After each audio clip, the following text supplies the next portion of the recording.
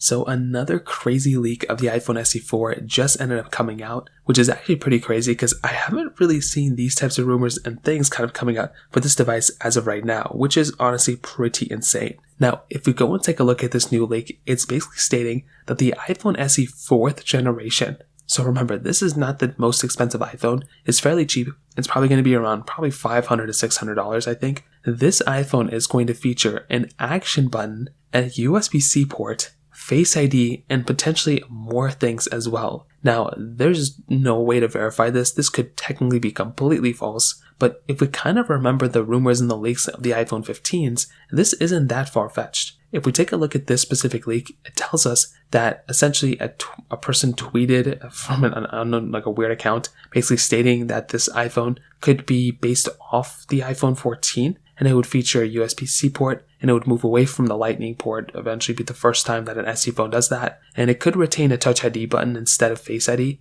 but this specific leaker is suggesting it will have Face ID. Now, I don't know what to believe. If I had to estimate if there was something within this specific, iPhone release that I wouldn't believe at all, it's probably Face ID. I just don't see why Apple would put Face ID on these devices. They've always had Touch ID on the, older iPhone SEs, and I understand they were recycling the bodies, but I think this time around they would probably still stick with Touch ID since it's so much cheaper, and Apple is still making the Touch ID sensors for their iPads. Their iPad 9 is still there, and their iPad mini 6 and iPad Air 5 and iPad 10th generation all have Touch ID sensors. So I wouldn't really see a reason why Apple would change up the Face ID so soon. I think they would pretty much keep that for the top tier iPhones. And then at that point, why would people even buy an iPhone 15 or iPhone 16 even? They would just go and buy the iPhone SE 4 if it's that close of an iPhone to the iPhone, 15 or 16. So I think Apple's probably not going to do that. But things like the action button and USB-C in particular, I could totally see happening.